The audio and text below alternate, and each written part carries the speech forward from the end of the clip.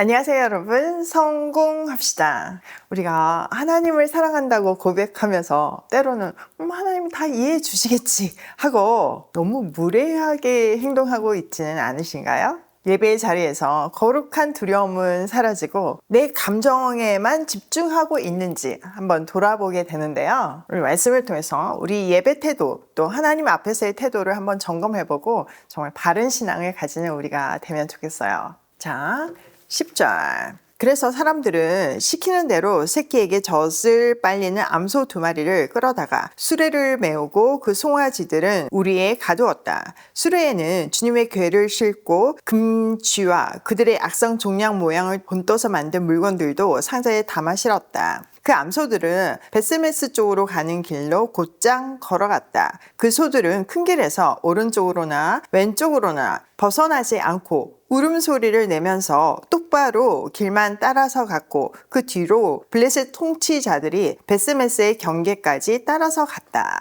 자, 지금 이제 하나님을 마지막으로 막 테스팅 해보는 장면이잖아요.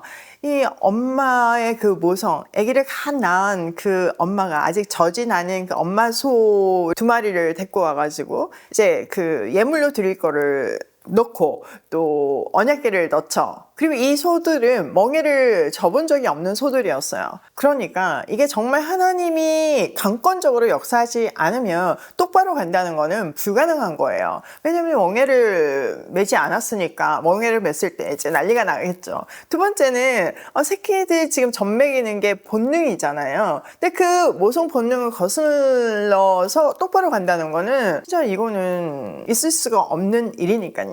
근데 놀랍게 이 소들은요 똑바로 큰 길에서도 좌로나 우로나 치우치지 않고 정말 똑바로 갔다고 얘기해요. 거기다가 너무 슬프지만 울음소리를 내면서 갔대요. 그러니까 이 동물들의 순종은요 그 고통 속에서 수행되었음을 보여주고 있어요. 완전한 하나님의 승리였죠. 그리고 이 장면이 주는 메시지가 있어요. 짐승들조차도 하나님의 강권적인 이끄심에 본능을 꺾고 지금 순종하고 있잖아요. 근데 정작 하나님의 백성인 이스라엘은 얼마나 불순종했는지 극명하게 대조하고 있는 거예요. 블레셋 지도자들은요 진짜 그런가 이 벳세메스의 경계까지 따라가서 확인했어요. 그것을 통해서 자신들에게 닥친 재앙은 우연이 아니라 하나님의 심판이었음을 인정했죠. 자, 13절. 그때에 벳세메스 사람들은 들에서 밀을 메고 있다가 고개를 들어 궤를 보고는 기뻐하였다. 수레는 벳세메스 사람 여호수아의 밭에 와서 멈췄는데 그곳에는 큰 바위가 있었다. 그들은 나무 수레를 쪼개어 장작으로 삼고 그 소들을 번제물로 살라서 주님께 바쳤다. 레위 사람들이 수레에서 주님의 궤와 그 곁에 있는 금으로 만든 물건들이 든 상자를 내려다가 그 큰 바위 위에 올려놓았다. 그날 벳세메스 사람들은 주님께 번제물을 바치고 다른 제물도 바쳤다. 자, 언약궤가요 벳세메스에 도착하다 사람들 완전 환호했어요. 지금 언약궤에 막 빼앗겨가지고 절망 속에 있었는데 그게 제발로 돌아온 거예요. 자, 벳세메스는요 여호수아 21장 16절에 보면 제사장들이 사는 성읍인 것을 우리가 확인할 수 있어요. 그러니까 그 언약궤를 맞은 사람들은 제사장들이었던 거죠. 그들은 너무 기뻐하면서 그 수레는 장작으로 패고 암소는 번제물로 드렸어요. 여기서 굉장히 심각한 문제가 발생을 하는데요. 얼마나 말씀이 부재한 시대였는지 전적으로 고발하는 장면이에요. 자, 제물이 문제인데요. 레위기 1장 3절에 보면요. 번제로 드릴 수 있는 소는요. 암소가 아니라 반드시 수컷이어야 한다고 규정하고 있어요. 근데 지금 이 제사장들이 그 레위기 1장 말씀도 기억하지 못하고 이 암소를 번제물로 드린 거잖아요. 그냥 말씀대로가 아닌 거잖아요. 근데 이 정황상 뭐 일부러 어긴 것이 아니라 말씀을 몰라서 이런 행동을 한 것 같이 보여요. 그러니까 그들의 삶이요. 그 말씀 중심의 삶이 아니라 말씀대로 사는 삶이 아니라 그냥 정말 자기 소견에 옳은 대로 그 레위인들조차 그렇게 살았다는 것을 이 시대의 문제점을 아주 그대로 보여주고 있죠. 자, 이게 끝이 아니에요. 이게 선을 넘는데요. 한번 봅시다. 블레셋의 5 통치자들도 이것을 다 보고 나서 그날로 에그론으로 돌아갔다. 블레셋 사람들이 주님께 속군 제물로 바친 악성 종양 모양의 금덩이들은 아스돗 몫으로 하나, 가사 몫으로 하나, 아스글론 몫으로 하나, 가드 몫으로 하나, 에그론 몫으로 하나였다. 금쥐도 바쳤는데 그 수는 요새화된 성읍과 성곽이 없는 마을, 곧 5 통치자가 다스리는 블레셋의 모든 성읍의 수와 같았다. 사람들이 주님의 궤를 올려놓았던 그 큰 바위, 곧 벳세메스 사람 여호수아의 밭에 있던 그 큰 바위는 오늘날까지도 거기에 그대로 있다. 자, 블레셋의 5 통치자도 이 모든 것을 확인했고 다시 일상으로 돌아갔어요.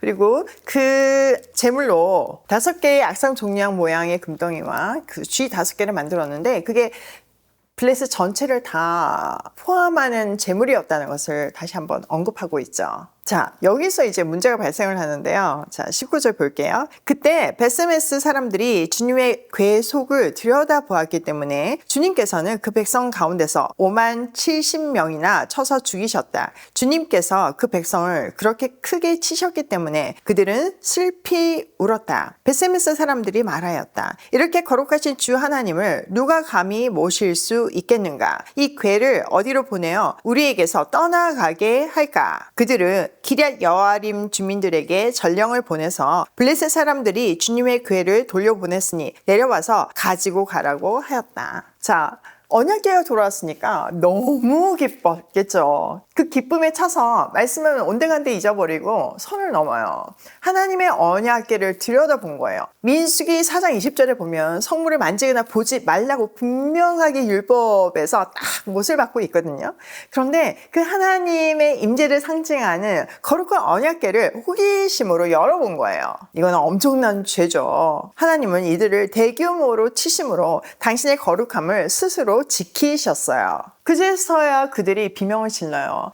이 거룩하신 하나님 앞에 누가 능히 설 수 있겠느냐. 이거 딴 데 옮겨야 되겠다. 이것은 죄인인 인간이 거룩하신 하나님 앞에서 느낀 근원적인 절망입니다. 결국 그들은요, 두려움에 질려서 언약궤를 기럇 여아림으로 보내버려요. 근데 이들의 행동을 보면요, 블레셋 사람하고 별반 다르지 않아요. 궤가 부담스러우니까 그냥 또 뺑뺑이를 돌리는 거예요. 자, 여기서 벳세메스의 사람들의 비명, 이렇게 거룩하신 주 하나님을 누가 감히 모실 수 있겠는가?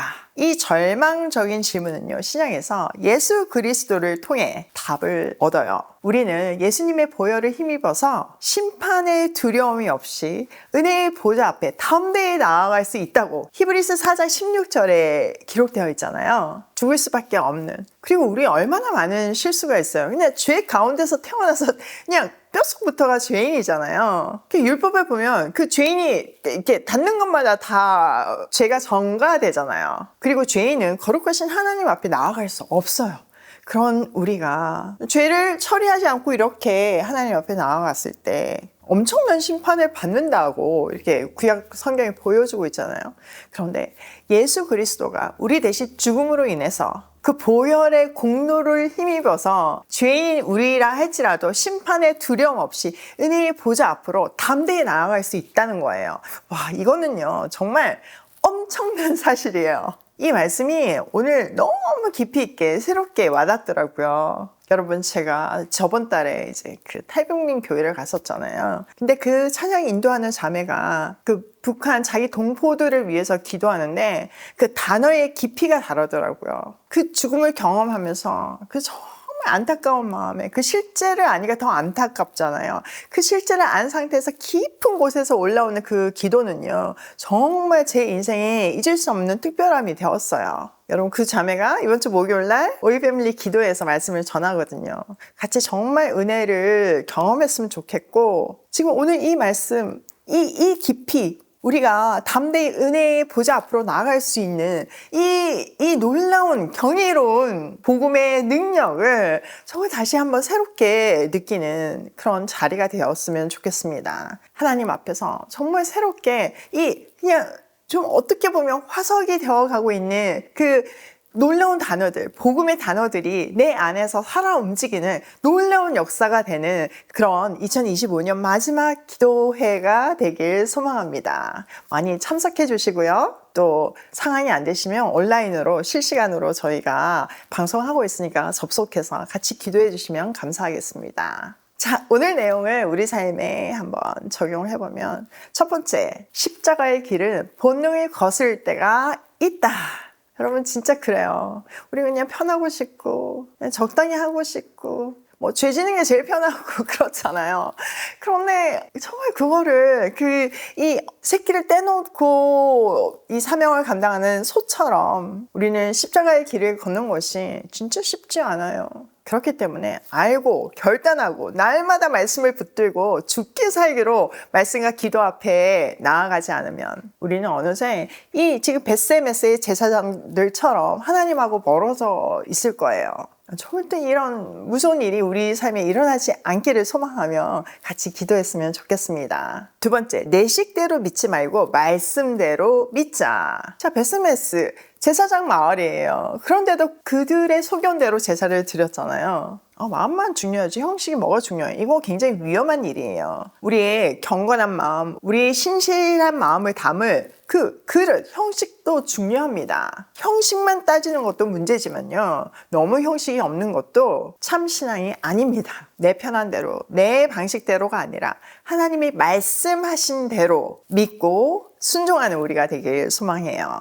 세 번째, 예수님 덕분에 담대히 나아갈 수 있음을 감사하자. 여러분, 이 엄청난 메시지를 다시 한번 새롭게 경험했으면 좋겠습니다. 언약궤를 보기만 해도 죽을 수밖에 없던 우리가 하나님을 아빠, 아버지라고 부를 수 있잖아요. 예수 그리스도께서 우리를 대신해서 심판을 받으셨기 때문에 이 엄청난 특권을 누릴 수 있어요. 오늘 이 메시지를 다시 한번 감사함으로 가슴에 새기고 은혜의 보좌 앞으로 나아가는 우리가 되기로 해요. 오늘도 내 마음대로가 아니라 내 감정대로가 아니라 말씀대로 예배하고 순종하는 하루가 되길 소망하며 고고싱해요.